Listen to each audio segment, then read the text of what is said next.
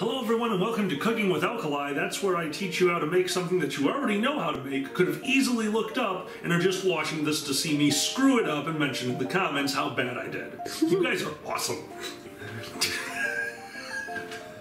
What? That's fine. Last night, quiet Trashy. Fuck you, Trashy. Bitch. He only has one eye. We taught him a lesson. Last night on our podcast, we were sent some White Castles by the amazing Boozy Badger. He sent us 30. The delivery man was quite confused because we've had deliveries come to the house randomly before and we had to explain to him it wasn't our food.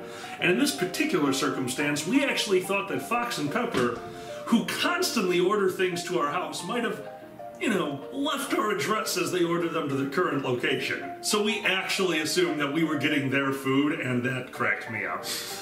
Well, we definitely weren't going to eat 30 White Castles because we were verstuckerd. So instead, I'm going to show you guys how to make a holiday favorite of mine with Thanksgiving and Friendsgiving coming up, ladies and gentlemen, how to make White Castle stuffing. We're making a double batch today, so that's going to need 20 White Castles. Now, a lot of people say don't get the pickles on the White Castle, and I agree. You don't want to put the pickles into your stuffing. However, that little bit of a sharp flavor the pickles give, I actually usually order the White Castles with pickles and then pull them off. So I had eaten about 25 pickles about 20 minutes ago, and I'm gassy now. Just to give you an idea, I wanted to show you guys how to cut it. I kept 2 of the White Castles just to show you how to prep. And you're going to want to... Yep, yeah, in there. You're the best. Notice I ordered the White Castles with onions. I usually cut them 2 at a time because, who cares? I highly recommend a sharp knife for this. You want to try to get 3 to 4 cuts per side. You're basically just trying to get them bite-sized. It doesn't really... you're not really overly concerned about the size. So that is our White Castle base. Now, if you know, stuffing is mainly just onions, celery, bread. The meat adds a wonderful flavor to this one. So, adding to what we just did, we're going to do 2 heaping cups of celery, 3 teaspoons of sage, 3 teaspoons of thyme, and to finish it off, 2 teaspoons of fresh ground black pepper. Fresh ground really helps with this because you're going to get that nice flavor coming through. I'm going to just give it a quick mix. Now, on the stove, as I'm mixing this, I have been simmering 1 cup of chicken broth. Now, you don't want that boiling. If you have it boiling, you're going to lose a little bit of the... it's going to turn this into more of a mush, and you really don't want this to be a mush when it's done. You still want the bread to really kind of... I don't know how to say it. You don't want mush. There, those were words. The only time you really want mush is if you're in the Tunarad and you got a bunch of puppies in front of you. You're like, oh, puppies, I want to pet you all. And they're like, oh, we're done with pets. Now it's time for runs. So they run away from you, but they're dragging you behind you. They're super confused. They're very confused pups. Because, they don't know what a Tunarad means. We don't even know what the Tunarad means. A bunch of people just went onto Google to look up what the fuck the Tunarad is. It's too long of a word. They're very excited dogs. I'm probably even saying it wrong. Iditarod, I think. Iditarod? Is it Iditarod? Yeah, probably right. The chicken broth right now is at a simmer. If you're looking for an exact temperature, we usually heat it up to about 160. I've got this one at 156. So, turn off the oven, Dan. Your name is Dan. Oh, shut up. Now, once again, I've done stuffings before that are just absolutely waterlogged. You're using the chicken broth just to kind of combine everything together. You don't need a lot of chicken broth. You don't need a lot of moisture in this, and we're going to make this 2 ways. So I made this a double batch specifically to show you the 2 of the 3 ways to cook White Castle stuffing. Now, obviously, the 3rd one is to shove it up a bird's ass. But Pepper's not here, so we decided not to do a lot with birds' asses. The other 2 ways, you have to decide between if you want to roast it or if you want to make it more like a casserole. So we're going to do both of those today. This is the consistency you're looking for. Okay? See how, like this one right here, you can kind of tell. It's sticking together, but it's still not just a clump of mush. So you really don't want a clump of mush. Way one, roasting. This is my favorite way. Okay. Because if you do it like this, you're gonna get a crust on top when it's done. And man, I'm telling you, there is something absolutely special about this coming out of the oven with a nice crispy top to it. It's like cheesy potatoes. We don't talk about those. Yeah, we'll die. All I have here is a sheet pan that before we turned on the camera, I buttered the entire pan. So underneath this is a small layer of butter, mainly for non-stick purposes, but salted butter underneath actually imparts a little bit of flavor. Once again, there's a lot of bread in here, so it's gonna soak up a little bit of that.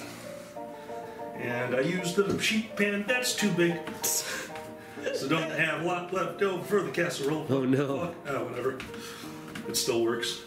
Now notice I'm patting it down. I do want to try to get this into one layer because that's going to bake faster and more evenly. When you do this method, you really got to watch out for an uneven bake. Don't forget, you'll probably want to turn this around in your oven at least once as it's going. Mm-hmm. I'm getting it all over the place because I'm hungover.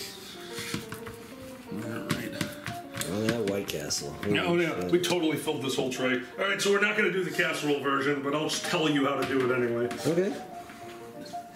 And I didn't make enough. Oh no. Yeah, well. This is 20 White Castles. I thought this would be enough. Dear God. I make this literally once a year, or else Xander murders me. So he gave me special permission this time because I tricked him.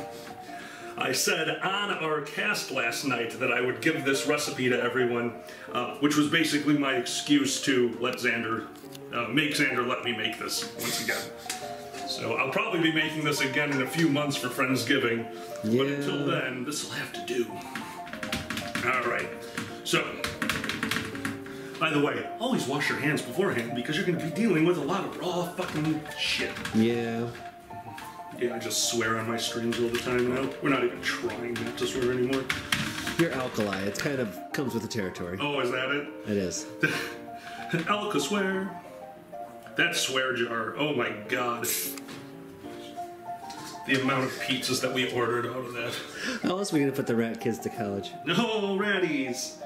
We got to go to rat college. Oh. Uh-oh, you know what that means. What? It's time for the rat shot. Oh, rat shot. Ratties. Hi, ratties. Ratties.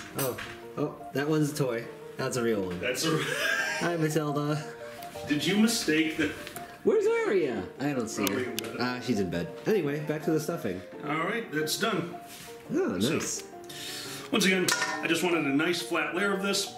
We're going to throw this in the oven at 325 to start, and right at the end, we're going to bump the entire oven and just let it build up in temperature to get that really nice layer on top. It's only going to be in there for about 25 minutes. So we're going to come back when we're done and show you the finished product. Also, don't forget, if you want the recipe, just look at the description below this video. You'll get the whole recipe in there.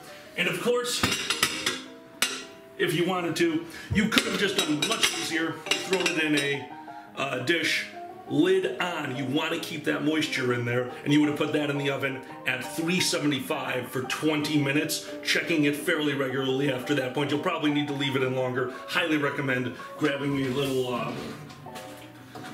meat thermometer, because once again, these things, if you're doing it in a dish like this, it's going to cook much faster on the tops and sides. You're going to want to check the temperature in the middle.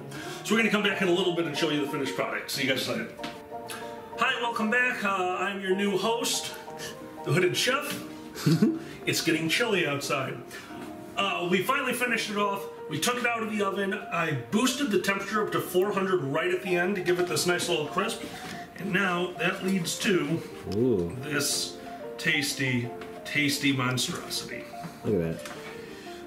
Basically, it could be served right out of the tray. But one of the things you want to do, obviously, as you can see, it's a little clumped up. Mm-hmm. So you do, before serving, maybe want to break that up and put it into another tray.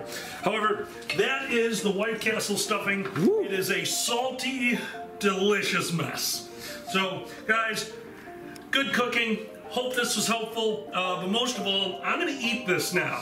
Xander, Camera goes away. This is my time for sin. Hoodie cook away. Hoodie cook away.